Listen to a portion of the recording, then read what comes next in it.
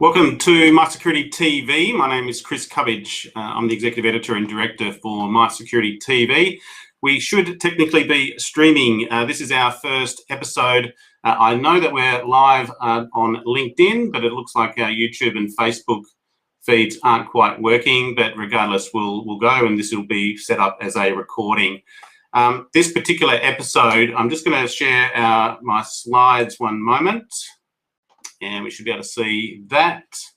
Let me just check before I go on to make sure that we're actually streaming. It looks like we are.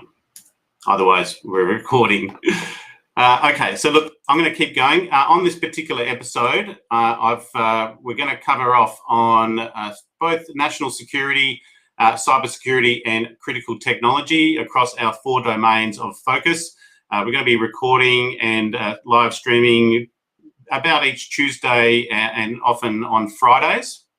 But we will be covering aerospace and space, defence and national security, cybersecurity and critical technology, and cities and infrastructure. And I'll get used to the streams, the multi-streams, but looks like I might have to reset. Either way, on this particular episode, very pleased to have Colonel Robert Doc Watson, who's the Director for the Joint Cyber Directorate Information Warfare Division. We're looking at the ADF Cyberskills Challenge, where they had up to about 750 people within defence and associated agencies and stakeholders walking through that challenge. So looking forward to that. And then we'll be joined by Nick Harlow, the Senior Director Product Management, HackerOne.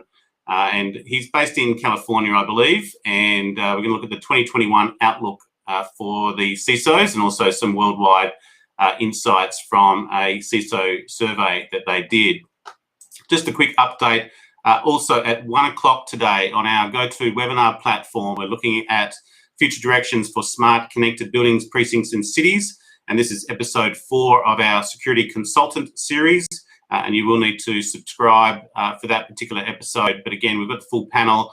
I believe Sarah won't be joining us, but otherwise the full panel will be looking at those subject matters. This afternoon in Singapore, we're running a roundtable, a Cyber Risk Leaders Roundtable. So if you happen to be listening from Singapore and you're a senior level head of security or a chief information security officer, and we haven't happened to reach out to you, please let me know, and we'll see if we can get you a seat at this particular table. A highlight for an episode coming up. This is Monday, the 14th of December at 1 o'clock Australian Eastern Standard Daylight Saving Time. Kevin Tran and Ben Moody from Alcid and Spy Labs looking at Active Directory security and looking at a modern approach to avoid exploitation. And hopefully we'll see some live demo attacks in that. But obviously looking at Active Directory threat landscape and the relationship to ransomware. Some other episodes. This Friday, I'm speaking to the CEO for Cybersecurity Malaysia. We're looking at Malaysia's national telecom cybersecurity, and they've signed an MOU with HGC Global Communications. And we've got Ravindran Malahingam, the Senior Vice President for International Business from HGC, joining us too. That's Friday, 1 o'clock Sydney time as well. On Tuesday next week, this reminded me, I've actually got a giveaway. So if anyone is actually listening, I've got 3 YubiKey experiences to give away.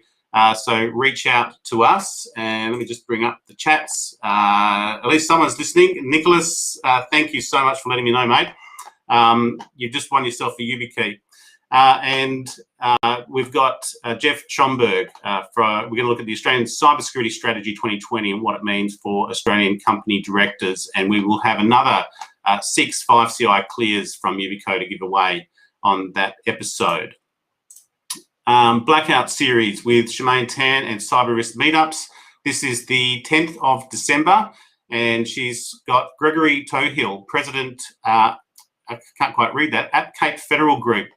He's the former CISO of President Barack Obama, and he was one of the CISOs in Shemaine Tan's book, Cyber Risk Leaders. So, and also proud to have Recorded Future sponsoring that particular series. So 10th of December as the Cyber Risk Meetups. On this week, the Australian Institute for Professional Intelligence Officers, AIPIO, is running their conference, Intelligence Conference. Starts today, so hopefully I'm not stepping on any formats for them today, but this goes for a couple of days. And MySecurity Media, if you subscribe via us, you will get membership prices, so check that one out. And then also today, Cyber Resilience and Security Summit. I think it's Singapore-based, but that's on today. And again, these are all on the MySecurity Marketplace. And then Group IB starting tomorrow with their Cyber Crime Con and their virtual practical threat hunting and intelligence conference, again, based in Singapore. I thought I'd highlight this. I'll be highlighting it again for our security consultant series, but ASIO, you don't often hear from ASIO, even though they've got a Twitter account now. And we've got Mike Burgess there, the Director General of Security. Think before you link in terms of a foreign interference awareness campaign from ASIO. And I've put some of that on our YouTube channel as well. I just put out yesterday a new podcast from Jane Lowe, our Singapore correspondent. This is from an interview with Errol Weiss, the Chief Security Officer for Healthcare, ISAC, which is an intelligence sharing platform for the healthcare sector, and looking at the physical and cyber threat intelligence sharing platform that they have. That's a worldwide body, and I think he's based in Florida again, so it's driven out of the US. And Jeff Raby, I sort of split out the audio from our MySecurity TV interview with Jeff Raby, so that's now a podcast as well, looking at China's grand strategy and Australia's future in the new global order. Just in the pipeline, I thought I'd let you know I've got at least 6 interviews lined up: CyberArk, Accenture, Milestone, Lenovo, Alkira, and Nokia, and we'll keep you in tune. But otherwise, mysec.tv, and you can subscribe by that channel. On the marketplace, you can get your copy of the Cyber Risk Leaders magazine, and that's about it. Enough from me. Spot on time. So I'm going to hand over now and bring on board. I'm going to turn that off and bring on Colonel Doc Watson. Doc, thank you very much for joining us. Good morning, Chris. Very good. Now, I've got at least someone who's listening, so that's the main thing, and we're being recorded. So it's not streaming out to our YouTube, I don't believe. I might be wrong. But, Doc, we're going to dive into the ADF Cyberskills Challenge. I think certainly introduce what was going on. You had about 750 people. I imagine they weren't in one room either. Yeah, just introduce us to the Cyberskills Challenge, and we'll sort of dive into some of the details. Yeah, sure, Chris. The Cyberskills Challenge, or the ADF Cyberskills Challenge, finished last week. It ran for 5 days. This year, it's actually been running since about 2016, but it started out as a bunch of Cheeto eating enthusiasts in a back room. About 40 people were involved, but over the last couple of years, what we've sought to do is mainline the Cyberskills Challenge and really breathe life into it to bring together the ADF cyber community. As you said, it wasn't just aimed at the Australian Defence Force. It's also aimed at public servants within Defence, from Defence Science and Technology Group, the Australian Cyber Security Centre, other federal and state departments and agencies, a number of industry and academia participants, but also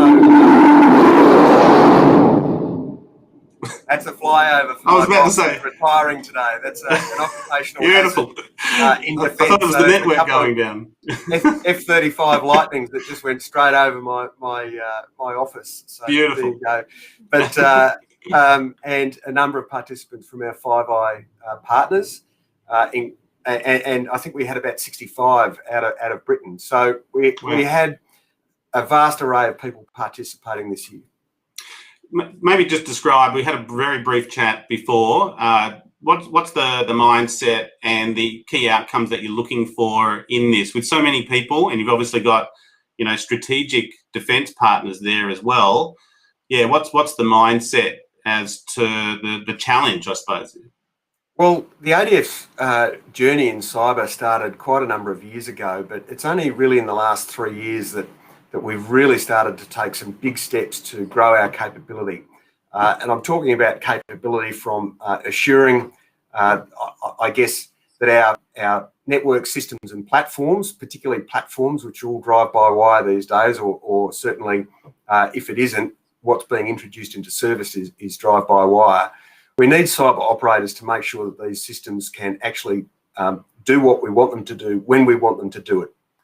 Not only that, but defend our own enterprise and in time potentially take steps against adversaries, network systems and platforms.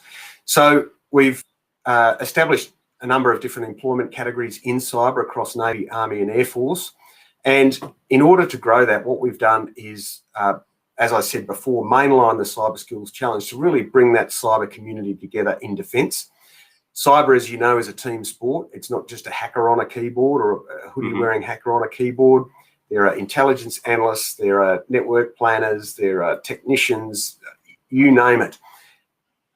The common theme or the common skill, the common interest that each of these people has is I guess, a focus or a passion for problem solving. And that's what the Cyberskills Challenge does.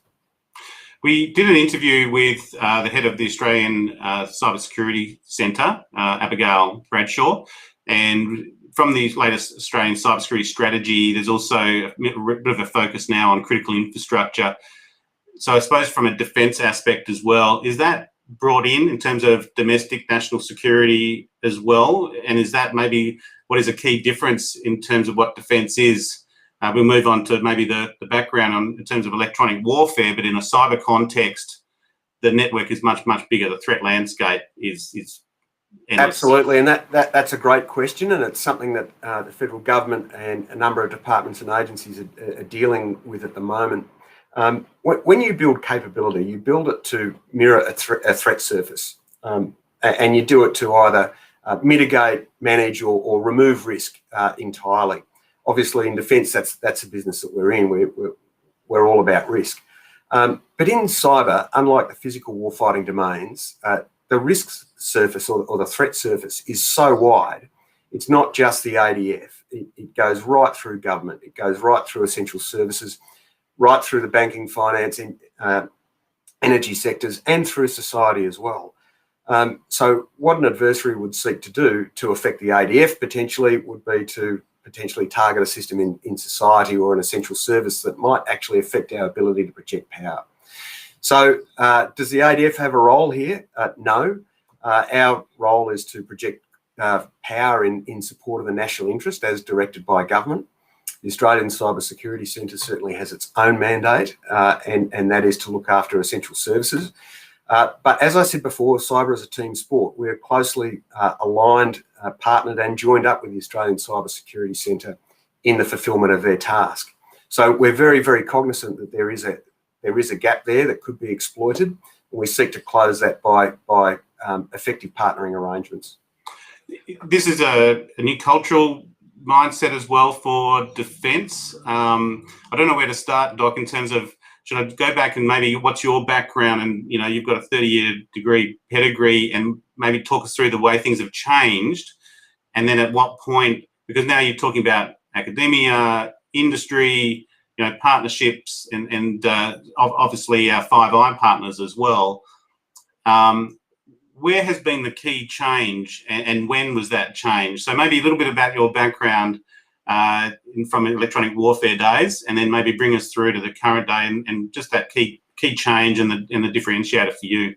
Sure. Well, as to my background, like any young fella, I'm not so young these days, but certainly as a 19-year-old 30 years ago, I actually joined up in the last recession, the recession that we 1990, right? Yeah, and I'm 30 years now into a 4-year plan. So for anyone out there that's looking at a career in defence, or as a young person that's sidelined by this recession, have a look at the ADF, because it certainly worked for me. I've never wanted to do anything else. I've always been fascinated by the jobs that I've been given and the challenges that have come my way. But look, I started out as an electronic warfare operator. My primary skill was as a high-speed Morse operator, and now I'm the Director of Cyber. I've been in and out of electronic warfare over the years, doing a bunch of different jobs. But I guess the sum of all of those experiences have really aimed me or prepared me for this position. Cyber really is it describes how we all do business these days in an interconnected world. It's basically about IP streams, how they're directed, manipulated, or exploited. And if you've got a background in ICT, if you've got a background in electronic warfare, or a bunch of other different experiences, then you can make a great career for yourself in cyber. But as far as partnering goes, Chris, the ADF has been partnering with agencies for a very long time. Cyber is just a new area that we're partnering in. For many, many years, we've been providing defence aid to the civil community, and you would have seen that when Defence supported the civil community, indeed, through the fire season last summer. You would have seen that. In fact, you're still seeing it at the moment with the national response run by states, with the ADF supporting a number of different state initiatives in the response to COVID. So the Defence Force has always been a partner for the government and the Australian public, and cyber is no different.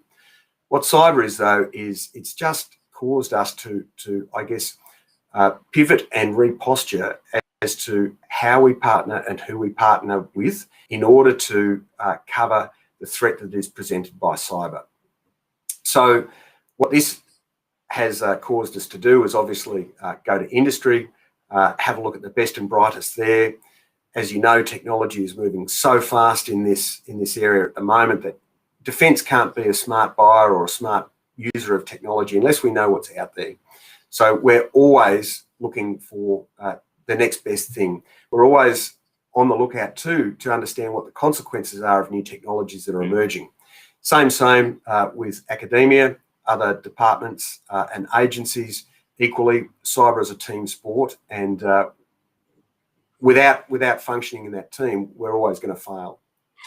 Do you find these challenges allow you to sort of onboard some technology early as well? You know, whether that might be sort of almost red teaming in a way, you know, in terms of a cyber range, and maybe I might even touch that back in terms of maybe what you are doing with some cyber ranges as well in this. But yeah, onboard some technology early, test it out, get used to it, and then maybe, how much of that do you do? Because there's a lot of partnering with industry. You know, I see it, from the likes of, say, AusCyber and their role with maybe the startup and scale-up community and introducing them to government. How much of that is involved? Oh, look, very much so. In fact, AusCyber, it's good that you mentioned them. They're a fantastically agile and forward-leaning group who I have quite a lot to do with. In fact, I ran a Defence Future Cyber webinar last Thursday with AusCyber. The other group I will give a shout out to while we're talking about it is ADISA, which is the Australian Defence Industry Electronic Support Association, or Industry Support Association. So anything to do with ICT, cyber and the like, AusCyber and ADISA are fantastic partners. But as far as cyber goes and tech, it really is stressing a lot of organisational mindsets and structures, and even procurement practices. For many, many years, and let's talk about the industrial age here, not the information age, but when you think about the big systems that Defence would buy, whether it be trucks, or tanks, aircraft, or ships, they've got a long life of type. What I mean is that they spend a lot of time in design, a lot of time in production, and then we expect to get 30 to 50 years out of them, maybe even more in some cases. That's a very slow, deliberate procurement, acquisition and delivery process. Cyber is not like that. As you know, the cycle in cyber can be weeks, if not a week in some cases. And you need to posture your forces, if you like, or your capabilities such that they are very, very aware of what's in the marketplace, techniques that are being used, can engineer a solution to a problem and then field it almost immedately. Are you in a real time? In fact, it's also in a real time too. You mentioned it could change in a week, but you can have an attack now, like just within the minutes. That's the type of time frame. You know, you often see an adversary move their tanks and move their ships. You can kind of see them coming. Maybe you mentioned an F-35 flew over. We can hear it. We might not be able to see it, but yeah, I mean, is that part of this as well? Of trying to say, okay, where do we need to be now? Because you can't kind of sort of see what the posture is and then plan for that. You almost need that posture in a real time, right? Yeah, look, and this is something that the big tech companies, particularly those that market operating systems, have been dealing with for a long time. You know, whether it be Patch Tuesday or now dynamically updating your systems as pretty much all do. They've been doing that for a long time. They've been looking at the threats that are out there globally, and then coming up with a solution, issuing a patch, and making the problem essentially disappear as a result. For the rest of us, as our systems and platforms have been, I guess, progressively connecting or becoming interconnected, that's now a problem that is immediately more present for most of us. So it's really had to change. It's really forced a change in mindset of how we actually deal with our own cybersecurity, and it's only going to get worse. 5G is going to fundamentally change how we do and think about cybersecurity. Maybe just talk us through your sort of the outcomes from this. Is there any winners? Like, it's a challenge, so is there any winners? I know we talked about it's not like a capture the flag type competition, but yeah, what were some of the key learnings that maybe you took away from 2020? Oh, look, the Cybersecurity Challenge is a fantastic event. We have a very different focus to most other mainline events, which are purely competitions. What we do, as I said right at the start, what we do is focus on bringing our cyber community together, that cyber team together. What I want out of the Cyberskills Challenge is for participants to finish the week actually having learnt something and developed their skill sets, in addition to competing for, I guess, bragging rights, if you like. So what we do is we run a couple of different seminars over a couple of days, provided by our industry and academia partners, and that might be on tactics, techniques, different technologies that people might not necessarily be familiar with. They have the opportunity, so participants have the opportunity to talk to and learn from these leaders in their fields, essentially. And then the CTF goes for about 55 hours, and through that we actually have mentors from a number of different departments and agencies, not just defence, that actually will assist participants with their problem solving, because we don't necessarily want hardened hackers or experienced hackers doing this. We want to appeal to all skill levels. So even people that are starting out, they're interested, but their skill levels may not necessarily be at a level where they can fly through each of the challenges. They can go to the mentors, seek help, and learn from it. So hopefully by the end of the week, people have actually learnt something, been stimulated, competed for bragging rights, as well as being brought together in a true sense of community. I take it the bragging rights is between services, like the Navy. Yes, You know, well, yeah. It's healthy.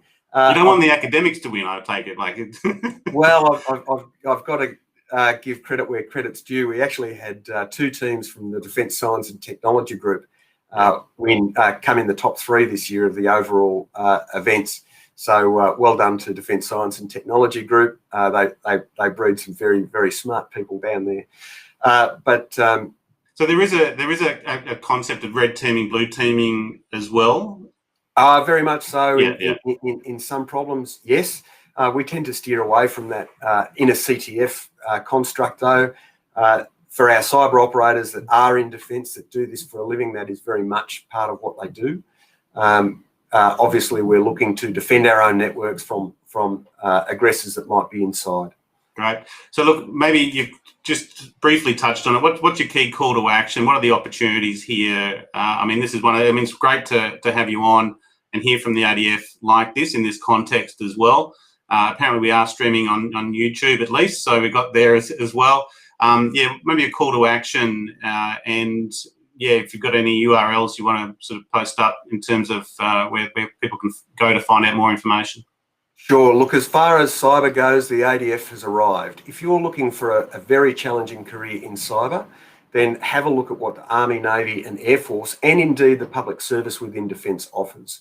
There is a multitude of different roles and responsibilities that you can take up.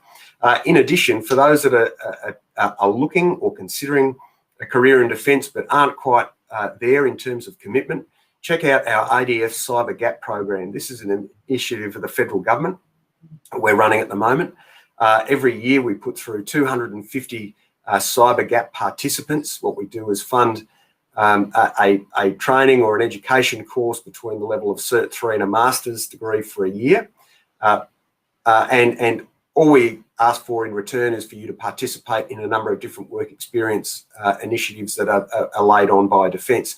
That will expose you to what Defence offers in cyber. At the end of that time, there is no expectation that you'll come in and serve or join the ADF and serve, just that you know more about what we do and the opportunities that are available. So check out the ADF Cyber Gap program. But as I said, Chris, the ADF is certainly looking to build our cyber force, and we are looking for people who are up to the challenge. Great. Look, thank you so much. Like I said, we'll put the recording out, so I'm sure that the recording is working. But we've been joined by Colonel Robert Doc Watson on the ADF Cyberskills Challenge. He's the Director for the Joint Cyber Directorate from the Information Warfare Division of the Australian Defence Force. So, Doc, pleasure meeting you, mate, and well done. Hopefully we'll see you in 2021. Good. Great to be with you, Chris. Thank you very much. Now I'm going to turn you off now, and we're going to be joined now by Nick Harlow, the Senior Director with HackerOne. Just let me swap this over.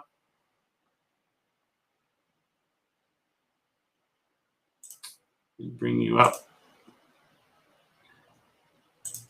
Nick, we should be able to hear, well, I certainly see you.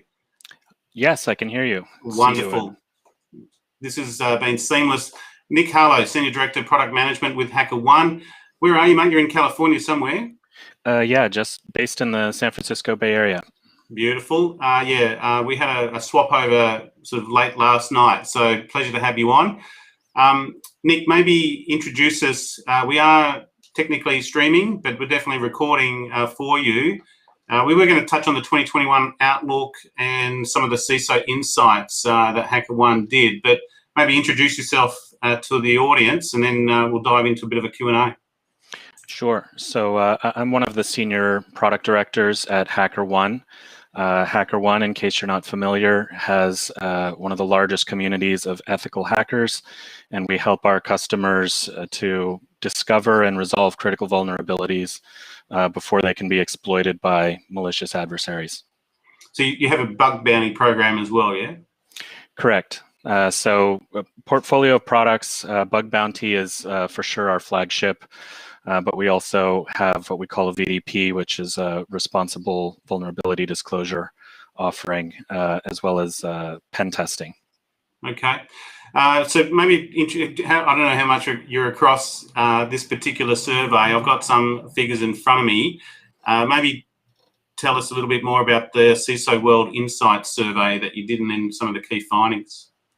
Yeah, absolutely. So roughly once a year, we engage with all of our customers, and basically they participate in a survey where they determine, answer questions about the types of risks that they face, the things that are top of mind for them, and then obviously we take that data and produce a report, and cross-analyze that against our broader database of vulnerabilities that we receive over the course of the year through our hacker-powered security programs. And so, we have done that again for 2020, and we have had a bunch of interesting insights that we can discuss as a result of that effort. Yeah, look, so the results aren't too surprising, but certainly supporting the trend. 36% said their digital transformation initiatives have accelerated as a result of COVID-19. 30% have seen more attacks on their IT systems, and 64% believe their organisation is more likely to experience a data breach. So maybe that second one, the third one, 64% believe their organisation is more likely to experience a data breach, which indicates the awareness is up and their expectations up as well. Awareness is up, the expectation is up. I think one of the things that we've seen and that has affected this is the rapid acceleration of a lot of these digital transformation initiatives. So, pretty much overnight or in the space of a few weeks' time, a lot of our customers and in fact organizations all over the world have had to shift from a either mostly in person, mostly on-premise mode of operation with their employees and with their partners, their vendors, and so on and so forth, to a remote mode of operation. And as we say, a lot of these initiatives, they have kind of gone live, and they feel like they're maybe a little bit ahead of their skis as far as being fully ready for all the implications of this. And so, our partners in the CISO organizations that we work with have certainly had their work cut out for them, staying ahead of the various security threats out there. Yeah, CISO is definitely under the pump. What are some of the key sort of takeaways for you and what you're seeing even there in the US? I imagine it's very similar around the Western world now anyway, but what are some of the key hotspots? Has it been sort of the teleconferencing? Has it just been sort of the crossover from the users using personal laptops to access corporate networks? What's been some of those key vulnerabilities that the remote workforce and remote working has created? So there's a few things. In terms of the sort of top 10 vulnerabilities, we kind of see a lot of the usual suspects on here: cross-site scripting, improper access control. This second one, I think, becomes a little bit more prevalent when you have people interacting with their work systems from a home network, potentially from a personally owned device. And so I think, whereas there are a couple of these items that we see on the list this year that may have been either not on the list in previous years or had a somewhat lower position. Server-side request forgery, for example, we see that coming up significantly higher and significantly more, especially as we see our customers, accelerating their migration to cloud services. These are the types of issues that our customers are dealing with and that we're seeing in the industry at large. Maybe explain server-side requests. Maybe just talk us on that. Is it a DNS issue? As we see, basically you have the attacker has a mechanism by which they can push a URL to a service and then cause that service to read data from the URL or to push potentially sensitive data to that URL. And so this is a way that attackers are able to get access to internal systems that previously may have been within a hardened on-premise security perimeter, but which have been migrated to the cloud, and some of those issues are still needing to be properly fortified. Are they getting credentials that way? Are they? Sometimes yes, and sometimes no. So if you think about the on-premise security perimeter previously having a firewall or an IPS, where that was kind of the main security mechanism, and then some organizations felt that they could have license to not secure some of the internal services quite as with quite as much strength as they might have otherwise, and so that this obviously is an opportunity for attackers to get into those services, especially if they move online and outside of that strong perimeter. Fair enough, and I imagine 2021 outlook is pretty much the same. We do say that every year. It's changes slightly, other than scale. What are some of the key outlooks for 2021? So a few things. I think we expect to see continued acceleration. If we look across, our own industry and our peers, we expect people to be continuing to work from home for the next several months. more of this digital transformation continuing at the same pace. And so we're not kind of going to go back to what the old normal was anytime soon. I think what this actually means there is that we're going to see a larger and more porous attack surface as organizations' data, as their systems are much more distributed than they had been previously. And as a result of that, security teams are going to be kind of working hard to make sure that these risks are managed properly. I think the other piece that's critical to think about here is, just as we've seen this massive shift towards greater digital transformation, towards greater remote collaboration, and all of the sort of systems required to facilitate that have come online in a massive way. We've also seen businesses affected by economic slowdown, and so just as you could think of the need for security has ramped up, and then the need for these types of this type of oversight to be particularly strong. We see organizations challenged to be able to grow their teams, to grow their budgets in order to get around this. And so, the business case and the business case argument becomes much more important. Definitely something I've seen around, particularly with CISOs, is their hunger for learning about communication strategies and delivering the right strategy in order to win that budget that they need. So definitely, is that something maybe that we can link back?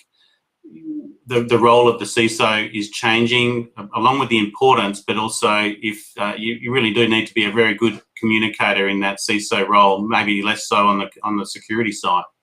Yeah, I see this as a continuation of a trend that's probably about a decade long at this point. So, when we started to see the rise and the frequency of data breaches increase, and obviously the impact of those, both from a regulatory penalty perspective, as well as a loss of revenue and loss of customer base for those organizations affected. Suddenly security starts becoming a matter of existential importance to a lot of organizations, and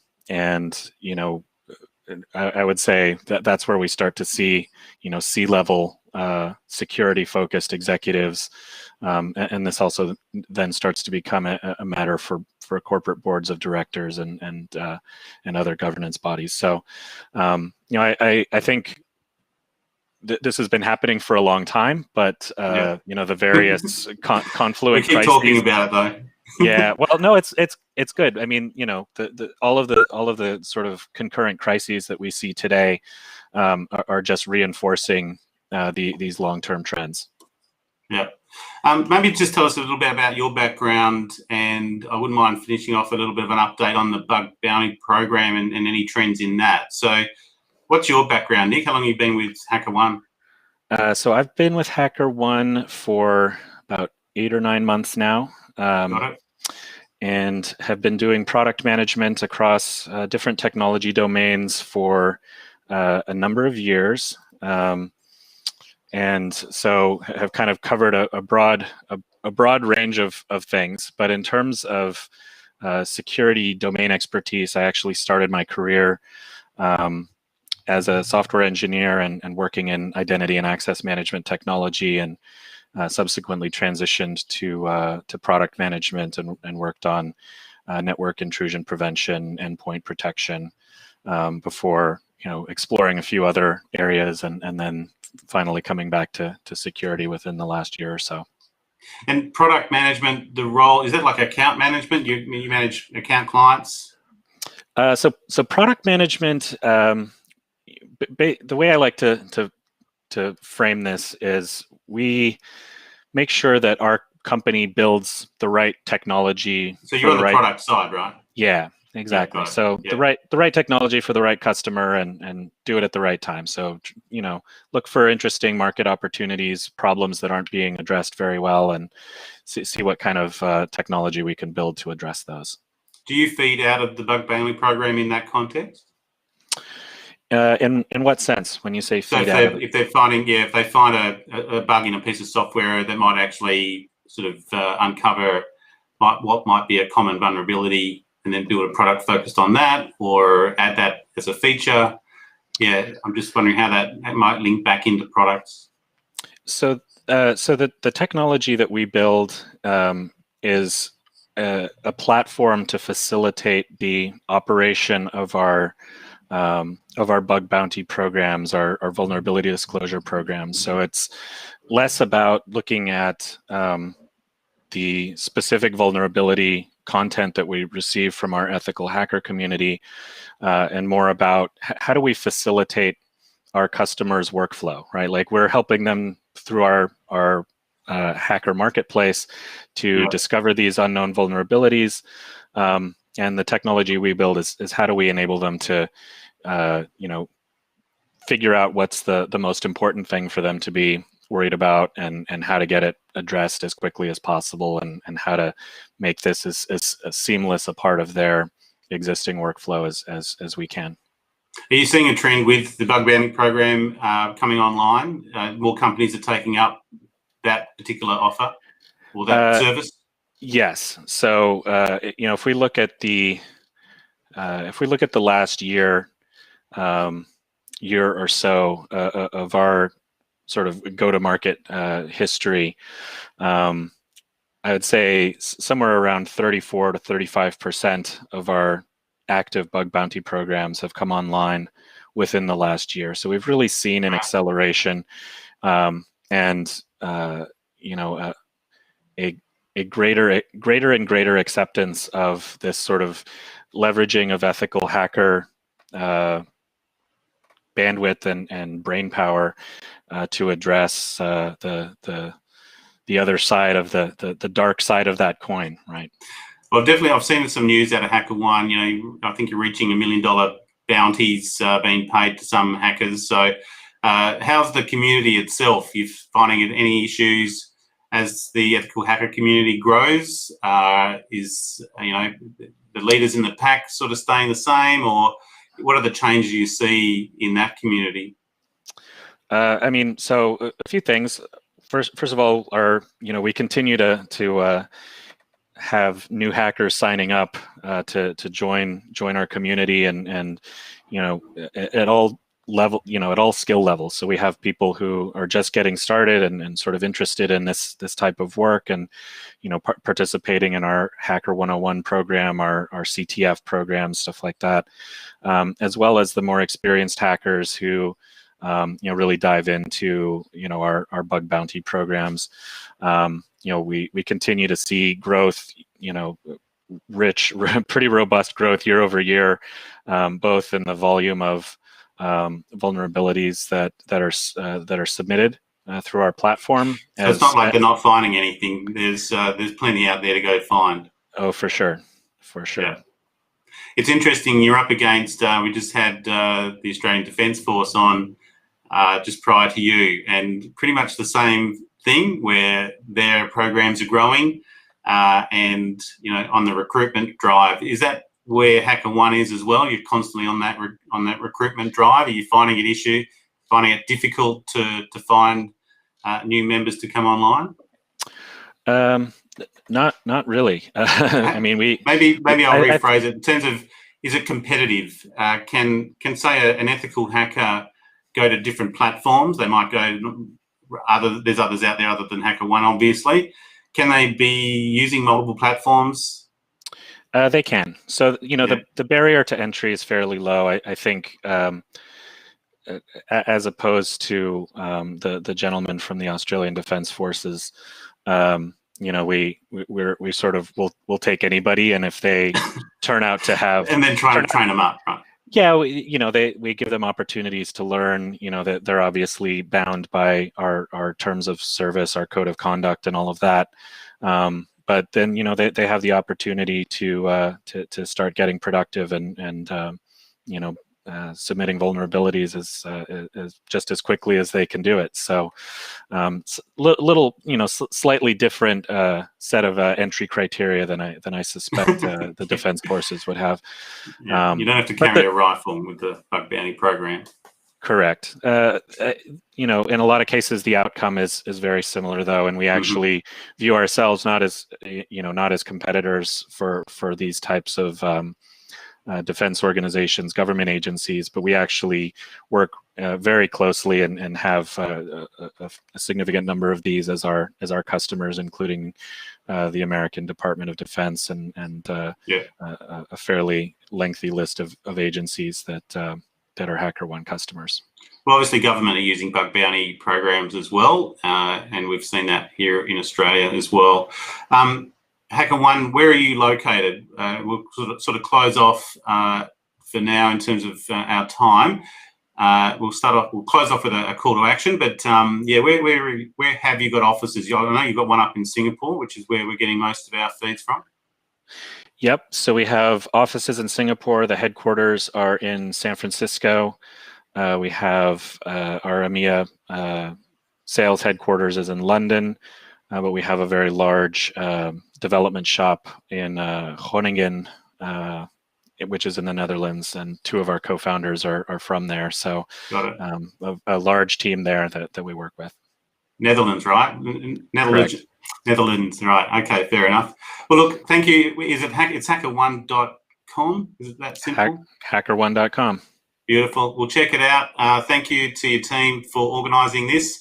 I think it's late afternoon there for you. Late afternoon? Late afternoon. Beautiful. Well, I hope you had a great day, Nick. Thank you very much for joining us, and hope to speak to you again, mate. All the best. I hope so. Thank you. Good on you. Cheers. Bye-bye. Okay, so that was our live stream. Let me just walk through. I'm not going to do any news of the day, but I think I had, let me just cover off my slides 1 second. There we go. So we've been joined today by Colonel Robert Doc Watson, Director, Joint Cyber Directorate Information Warfare Division on the ADF Cyberskills Challenge 2020, and that was Nick Harlow, Senior Director, Product Management, HackerOne, looking at the 2021 outlook. Can't remember the slides coming up. In terms of the marketplace, at 1 o'clock, if you've still got time, about in the next hour, we're going to run on our final series, episode 4, with our panel of security consultants, looking at the future directions for smart connected buildings, precincts, and cities. Pretty much an open platform with a Q&A. We've got about 80 in that particular audience.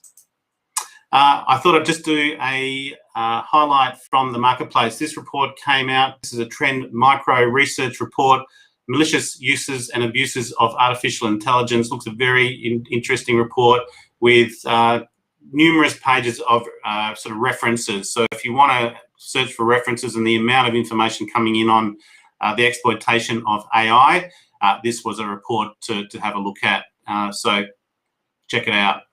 Other than that, I'm going to leave it off. That was our kind of first live edition of MySecurity TV on our Restream platform, and I was reasonably happy with that. Hopefully, I've been told it did go live to LinkedIn and YouTube, and I'll check it out. So look, thank you. We'll be back next Tuesday with Yubico, and also this Friday with the Malaysian cybersecurity strategy and insight. So I'm going to sign off now.